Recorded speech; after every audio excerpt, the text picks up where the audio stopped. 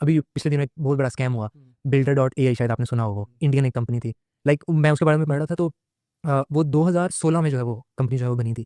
और अगर मुझे याद हो तो चैट जीपीटी आई बिलीव नवंबर 2022 में लॉन्च हुआ था, ओपन एआई ने लॉन्च किया था। तो ये उससे भी पहले, मतलब कि 6 साल पहले इन्होंने कंपनी जो है बनाई, एंड दे क्लेम कि हम कोई भी एक प्रोग्राम या कोई प्लेटफॉर्म सॉफ्टवेयर बनाएंगे उसमें जीरो कोड इन्वॉल्व होगा, वो थ्रू एआई ही जो है वो बन रहा होगा। बट उनकी एक I believe code assistant Natasha एक थी, वो क्लेम करते थे कि ये सारा कुछ जो है ना हमारी कोड असिस्टेंट जो है हैंडल कर रही है। बट ऑन बैक एंड क्या था कि उन्होंने 700 एम्प्लॉयज़ जो है ना वो हायर किए हुए थे, और वो क्या करते थे, वो बैठ के 700 एम्प्लॉयज़ लिटरली कोड लिखते थे और वो प्रोग्राम जो है वो बना के देते थे क्लाइंट्स को। अच्छा, अब ये इतना बड़ा स्कैम था कि इसमें क्या हुआ कि उन्होंने $450 मिलियन जो है ना वो रेज किया, फंडिंग उनको जो है वही। और उनकी जो वैल्यूएशन थी ना वो अराउंड $1.5 बिलियन थी।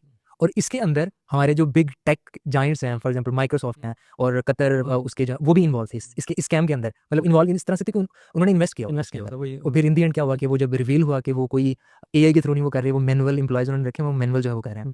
तो अगेन ये वही बात आ गई कि एक ना एक दिन आप लग जाना है, वो सॉर्ट ऑफ इलीगल ही है ना ये चीज़।